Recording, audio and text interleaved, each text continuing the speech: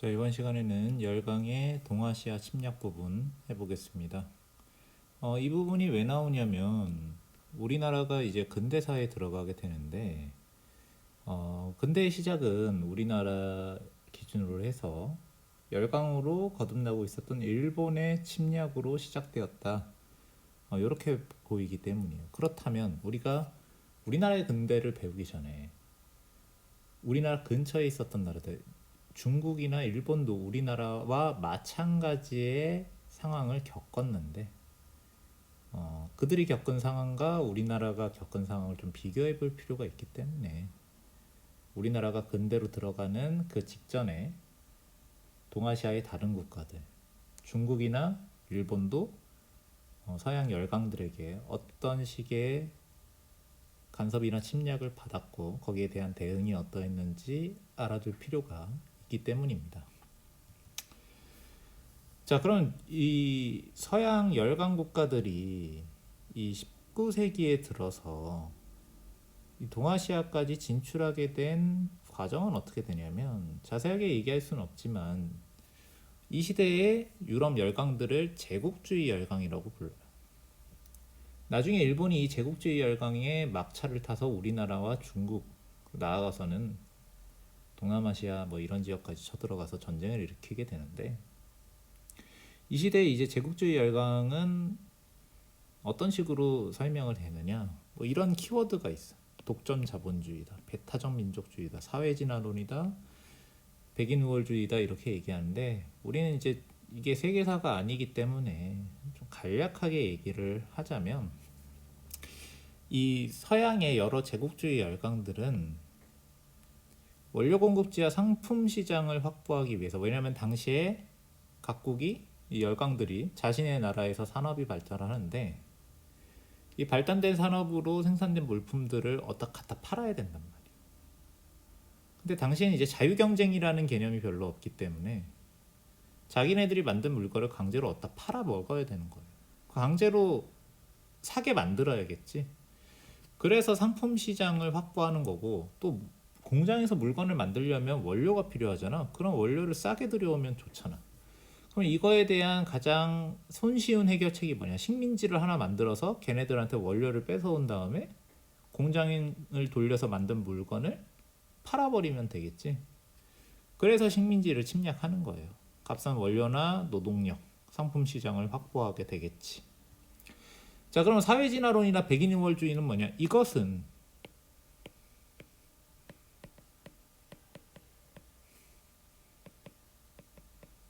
자기네들이 아무 이유도 없이 잘 살고 있는 애들 쳐들어가서 식민지로 만들어서 원료 공급지와 상품 시장으로 만들어버리면 뭔가 명분이 있어야 된단 말이야, 사람들은. 이게 그냥 우리의 이득 때문이다라고 얘기하면은 명분이 없으면 사람이 잘 안 움직입니다. 그래서 명분으로 내세운 게 이 서양 열강들이 식민지를 만들면서 명분으로 내세운 게 사회진화론과 백인우월주의인데 백인우월주의는 당연히 자기네들이 잘났으니까 못난 놈들 다스리는 게 당연하다라는 식의 합리화일 것이고 사회진화론은 좀 더 교묘한데 사회진화론은 나중에 좀 더 자세하게 설명해 줄 때가 올 거예요. 여기서 이제 간략하게 얘기를 하자면 사회진화론이라는 것은 더 발달된 사회와 발달되지 않은 사회가 있다라는 거예요. 그래서 서구 열강들은 자기네들이 더 발달한 사회이기 때문에 자기네들이 식민지를 지배하면 그 식민지도 발전할 수 있는 기회를 주는 거다. 더 발달된 사회와 만나는 거니까. 그런 건 그냥 접촉만 하면 되는데 왜 굳이 식민지로 만들어야 되는지 모르겠지만 그러니까 그들의 합리화는 사회진화론에 입각해서 자기네들이 식민지를 만드는 게 식민지가 된 사람들한테도 장기적으로 봤을 땐 좋다 이런 식으로 합리화시키기 위해서 얘기를 했다라는 거지.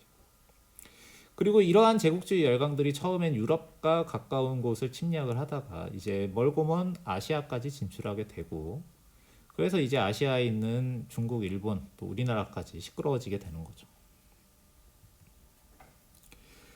그래서 먼저 이 중국이 제국주의 열강의 침략을 받게 되는데 그래서 일어난 상황이 아편전쟁입니다. 아편전쟁 2번 터지는데 우선 이 아편전쟁이 터지기 전의 상황을 보자면 중국과 서구 열강들, 서구에 있는 유럽 국가들은 이미 무역을 많이 하고 있었어.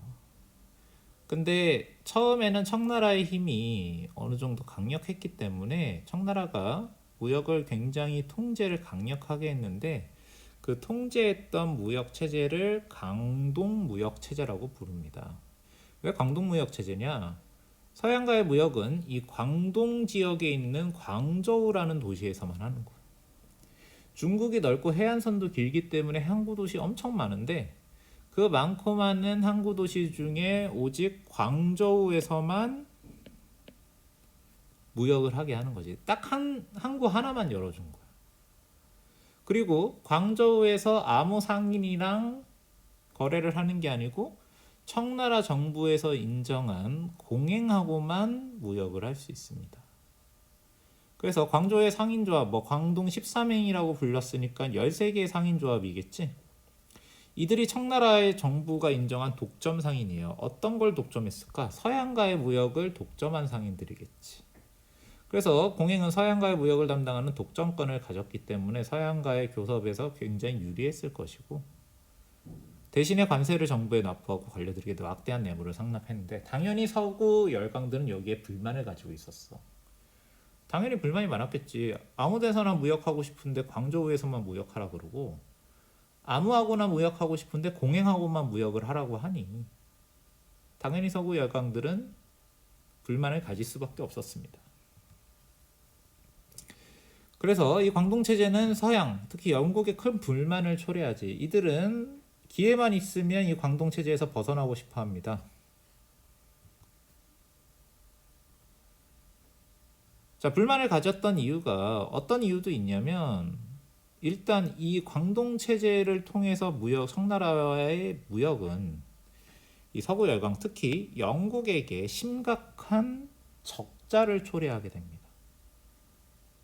자, 무역의 구조를 보면 광저우를 통해서 영국과 청나라가 무역을 하는데 청나라에서 일본으로 파는 건 차와 도자기 같은 물건들이야. 영국 사람들이 홍차를 많이 마시죠. 이 청나라에서 수입한 차를 가지고 홍차를 우려서 마신단 말이야. 엄청 마시잖아. 그러면 얘네들은 지금 차는 없어서 못 산단 말이야. 근데 차를 그냥 마실 수는 없잖아. 도자기를 가지고 찻그릇으로 다도를 즐겨야 되는데 당연히 중국산 도자기가 당시엔 먹어줬겠지. 자, 그럼 영국은 청나라에게 차와 도자기를 사는데 뭘로 사냐면 은을 지불해서 삽니다. 영국은 은을 지불하고 싶지 않았을 거야. 왜냐하면 지금도 금과 은은 국가에서 중요한 자산으로 취급하는데 이 시대엔 더했단 말이야. 국가의 부는 은과 금을 기준으로 하는데 이 아까운 은을 청나라에게 계속 지불하는 게 영국 입장에서는 부담이었을 겁니다. 그렇다면 영국 입장에서는 자기네들이 산업혁명으로 면직물을 엄청 많이 만드니까 면직물 같은 거 팔고 싶었을 텐데 청나라는 그거 필요 없어. 우리도 면직물 엄청 만들어. 우리나라 인구가 4억 명인데 걔네들 배틀 한번 돌리면 니네 기계보다 많이 만든다. 이런 식으로 한단 말이야.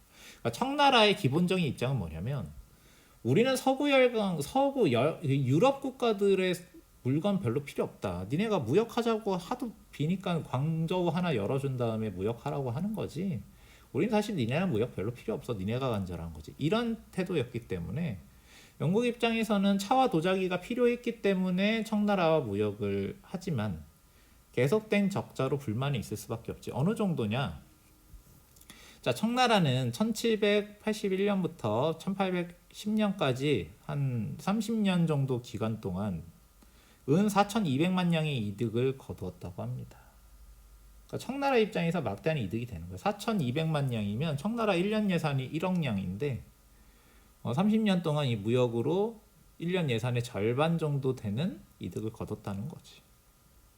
어쨌든 이 광동무역 체제는 청나라 입장에서는 남는 장사였다는 거야. 근데 반대로 얘기하면 영국 입장에서는 계속 손해를 보는 장사였다는 거죠.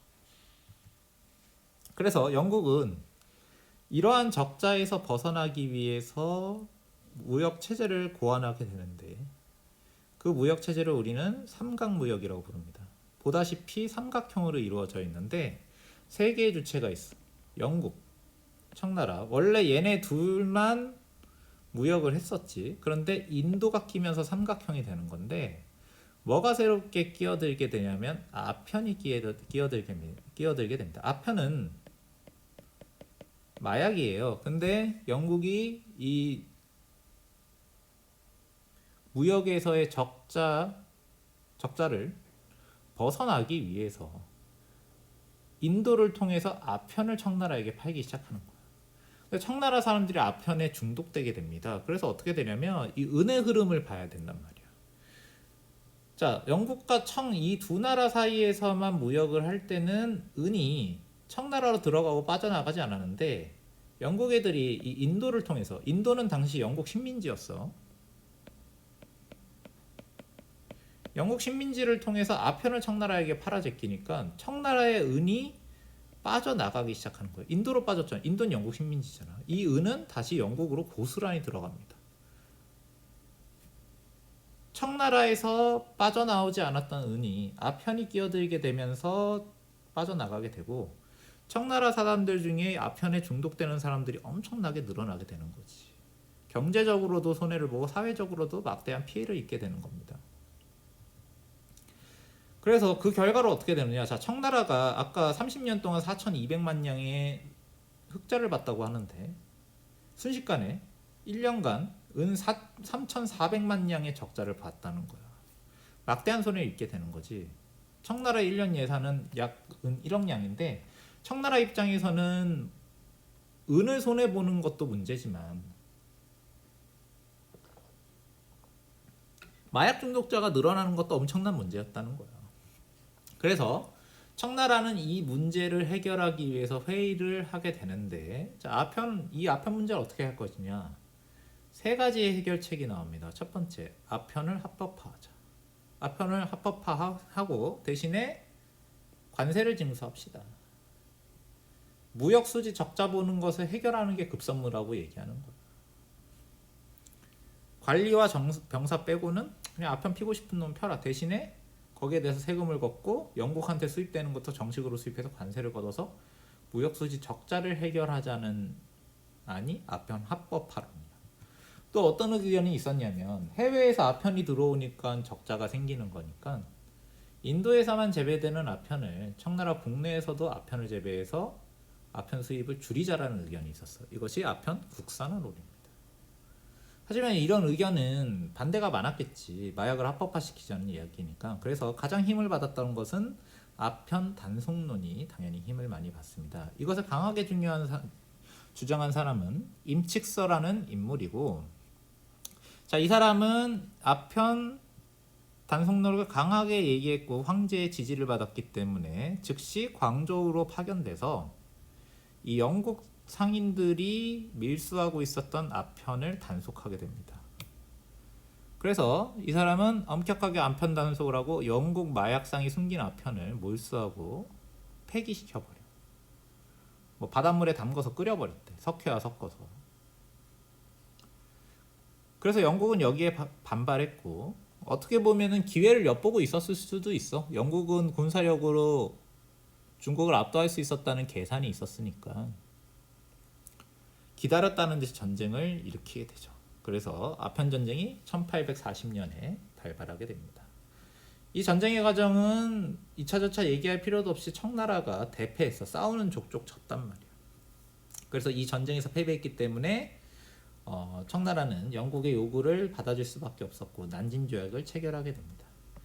이 난징조약, 1842년에 맺어진 난징조약의 내용을 보면 당시 영국 그리고 서구 열강들이 어떤 것을 원하고 있었는지 알 수 있는데, 내용을 살펴보자면 크게 이런 내용들이 있어. 첫 번째, 자, 청나라는 광저우에 샤먼, 푸조우, 닝보, 상하이를 개항한다. 자, 우선 광저우에서만 무역하는 게 불만이었겠지. 그래서 무역할 수 있는 항구를 늘렸습니다. 그리고 홍콩이 영국으로 넘어갔을 때가 이때고, 그리고 임칙서가 폐기한 아편에 대해서 보상을 받고, 그리고 청나라는 공행을 폐지한다. 공행을 폐지했다는 얘기는 이제 영국 애들이 이 5개 항구에서 자기네들이 원하는 상인과 교역할 수 있다는 이야기입니다. 근데 자, 이 아편 전쟁이 아까 1차 아편 전쟁이라고 했죠. 당연히 2차 아편 전쟁이 터지게 됩니다.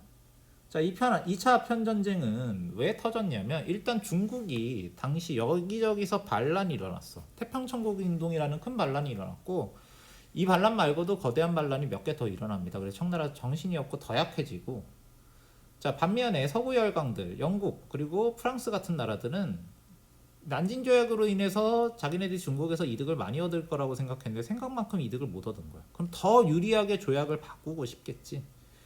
그래서 에로 사건이라는 것을 구실로 삼아서 전쟁을 일으키는데 에로 사건은 여기 지금 그림에 보이는 건데 이 청나라 관리가 영국 국기를 찢었다는 것을 구실로 삼아서 일으킨 사건입니다. 근데 내막을 보면 청나라 관리가 영국 국기를 찢은 적도 없고 그리고 이 영국 국기가 개항된 것은 영국 배가 아니고 중국인 소유의 배에서 단속을 나온 관리가 야 이거 중국 소유 배인데 왜 니네 영국 국기를 내걸어 놓고 영국 배인 척 하고 있니? 영국 국기 내려라. 그래서 영국 국기를 내렸을 뿐이야. 근데 이거를 영국 애들이 자기네 배에 청나라 관리가 침입했고 우리나라 국기도 뺏었다. 이렇게 구실로 삼아서 전쟁 일으키고 싶으니까 뭔가 구실로 삼을 핑계가 필요했던 거지. 이걸 핑계 삼아서 전쟁을 일으킨 겁니다. 그러니까 전쟁을 하고 싶어서 한 거야.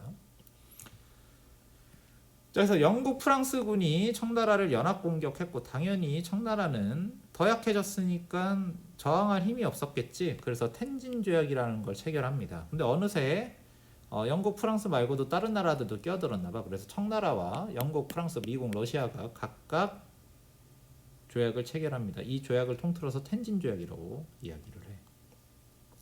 자, 텐진 조약의 내용을 보면 이런 걸 원했다는 거지. 외교 간의 베이징 주제, 외국인의 중국 여행과 무역의 자유 보장, 기독교 표교의 자유, 그리고 항구를 더 열어라.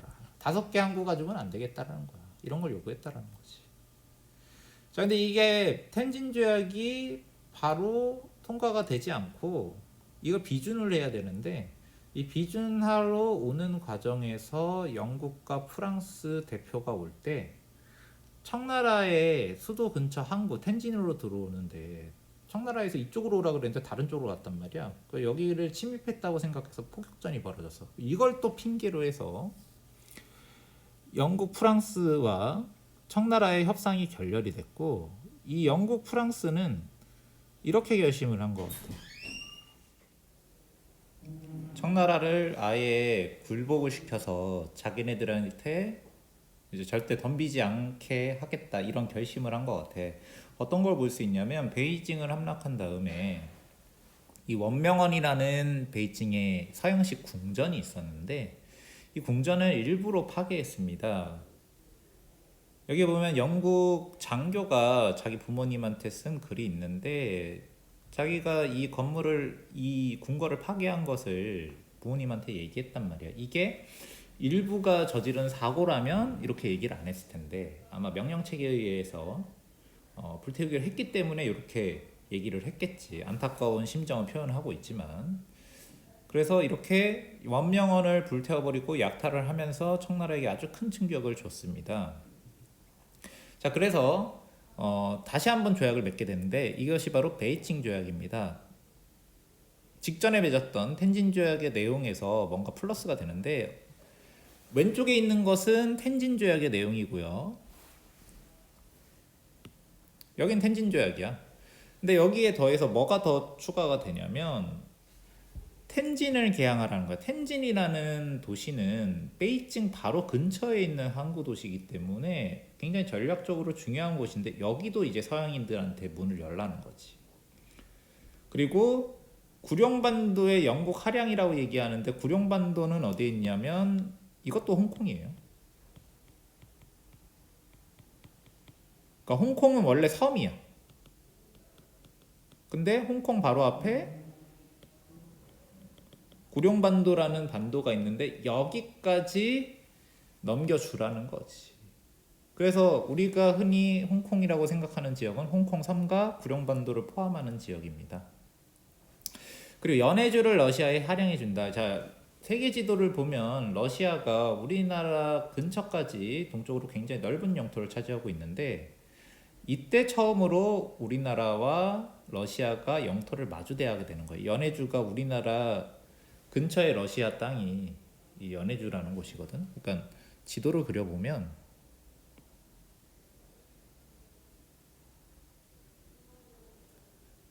우리나라 이렇게 있는데 원래 중국 땅이 이렇게 있었단 말이야. 근데 요 바다에 면하고 있는 지역이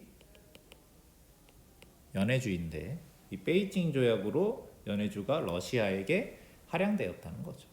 이렇게 우리나라와 러시아가 국경을 마주 대하면서 우리나라 역사에도 어떤 영향을 미치게 되는데 그것은 나중에 배우게 될 겁니다.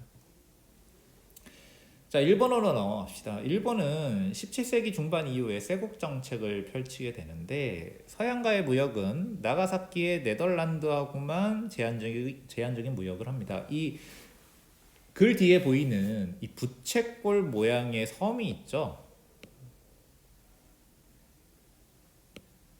이것을 데지마라고 부르는 인공섬인데 일본이 네덜란드하고만 교류를 하기로 했단 말이에요. 서양 국가들 중에는. 근데 얘네들하고도 교류를 제한하기 위해서 네덜란드 사람들은 이 인공섬에만 머무를 수 있고 일본하고는 아주 제한적으로 교류할 수 있게 허가를 해줬단 말이지.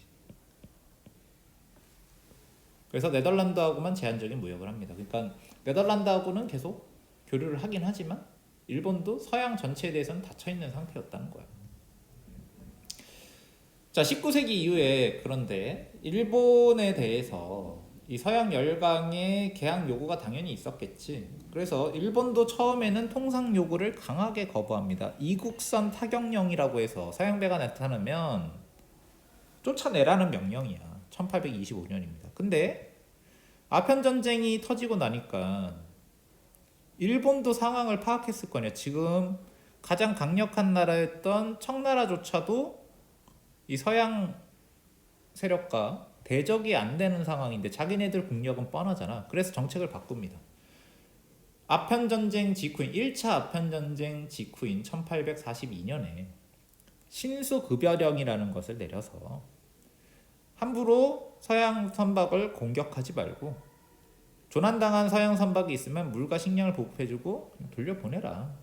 여전히 개항은 안 할 거지만 공격적인 행동은 삼가라. 이런 식으로 정책을 바꾸게 되지. 자, 그랬더니 일본에 페리가 내항하게 되면서 일본도 나라의 문을 열게 되는데 페리는 어떤 사람이냐면 미국의 함대 사령관입니다. 그러니까 미국은 국가 정책적으로 아예 개항을 시키기 위해서 함대를 파견한 거야. 그래서 이렇게 페리가 미국 군함을 이끌고 와서 이걸 이제 시꺼먼 배다 그래서 흑선이라고 부르는데 무력으로 위협을 가하니까 일본은 자신들의 군사력으로는 이 함대를 이길 수 없다라는 것을 이미 첩보를 통해서 알고 있었기 때문에 두 개의 조약을 맺게 되지. 미일 화친 조약을 1854년에 맺고 4년 뒤인 1858년에 미일 수호 통상 조약을 맺습니다. 둘의 차이점은 뭐냐면 자, 미일 화친 조약의 내용을 보면 결국 서양 국가들이 원하는 건 뻔해. 개항을 해라 이거야. 그리고 최혜국 대우를 줘라. 최혜국 대우는 우리가 또 이 근대사를 배우면서 여러 번 배우게 될 건데 간단하게만 얘기하면은 최고의 대우를 하라는 거야. 다른 국가들과 이후의 조약을 맺을 때 자기네들과 맺은 조약보다 더 좋은 조건으로 조약을 맺을 수도 있는데 그럴 때 자동적으로 우리도 그 좋은 조건으로 내용을 바꾼다. 뭐 이런 뜻이라고 생각을 하면 돼요. 이게 미일 화친 조약의 내용입니다. 그럼 미일 수호 통상 조약은 왜 맺었느냐? 뭔가 만족하지 않았겠지. 내용을 보니 시모다와 하코다테 두 개만 여는 건 좀 불만이었나 봐. 그래서 5개 항구를 열어라 이거야. 개항된 항구의 숫자가 늘어났죠. 그리고 일본 내에서 영사재판권, 치외법권을 인정하게 됩니다. 치외법권은 일본 입장에서 봤을 때 미국인들이 일본에 와서 활동을 하다가 죄를 저질러도 일본 법정에서 재판을 받는 게 아니고 일본 법으로 재판을 받는 게 아니고 미국 법으로 재판을 받는 거야. 이걸 일본이 우리나라에 그대로 써먹지, 치외법권을. 자, 그럼 우리나라는 어떠했느냐? 자, 우리나라도 그 서양 국가들이 접근해 오는 상황은 마찬가지였습니다. 이항선이라고 불리는 외국의 배가 출몰을 하고 그리고 중국의 아편 전쟁의 충격을 받게 되는데 일단 이항선이라고 하면은 조선 후기에 서양의 배인 이항선이 조선에 자꾸 출현하게 됩니다. 그리고 중국에서 아편 전쟁이 터져서 베이징이 함락되고 원명원이 파괴된 것을 조선도 알고 있었기 때문에 조선 사람들이 굉장히 충격을 받았어. 여기 보면은 한성에서 시작하여 전국으로 번진 엄청난 공포와 심각한 이게 왜 일어났을까? 이게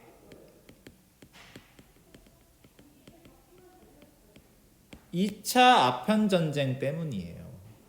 여기에 엄청난 충격을 받게 됩니다. 그래서 조선 사람들이 그 전까지 탄압했던 천주교 신자들에게 신변 보호를 부탁하거나 뭐 이런 것들을 얘기를 한단 말이지. 그럼 그 전까지는 탄압을 하다가 왜 이렇게 상황이 바뀌었을까? 2차 아편 전쟁으로 베이징이 함락되고 원명원이 파괴되는 것을 조선에서 보낸 사신들이 직접 목격하고 조선에 보고를 했기 때문에 조선 입장에서는 병자호란 때 청나라한테 군사적으로 패배하고 굴복한 기억이 아직도 생생한데 그 강력한 청나라가 아무런 힘도 못 쓰고 수도까지 함락당했다라는 거는 조선 입장에서는 굉장히 충격인 거지. 근데 조선에서도 지금 어때요? 지금 어떤 상황입니까? 이항선이 나타나고 있잖아. 서양 배가 지금 중국에만 나타나는 게 아니고 조선에도 나타나고 있단 말이지. 엄청난 충격을 받게 되는 거죠. 그래서 이것은 2차 아편 전쟁으로 인한 조선이 충격을 받은 상황을 보여주는 사료입니다. 그리고 우리가 지금까지 배웠던 상황을 연표로 보자면 이런 식으로 진행이 되고 있겠지. 자, 1차 아편 전쟁이 1840년에 터졌고 그리고 2차 아편 전쟁이 터져서 베이징 조약이 1860년에 맺게 되지. 1842년에 난징 조약이 맺어지게 됩니다. 그리고 일본도 1854년에 미일 화친 조약을 맺게 됐단 말이야. 근데 이런 상황에서 우리나라는 어떤 상황이었느냐? 우리나라는 세도 정치가 시작돼서 임술 농민 봉기까지 이어지는 우리나라는 세도 정치가 진행되던 기간 동안에 지금 일본과 중국에서는 서양과의 접촉을 통해서 여러 조약을 맺어가는 일이 발생하고 있다는 거지. 그러면 다음 차례는 어디겠어? 지금 중국하고도 조약을 맺고 일본하고도 조약을 맺었단 말이야. 당연히 다음 차례는 우리나라겠죠. 여기까지 하겠습니다.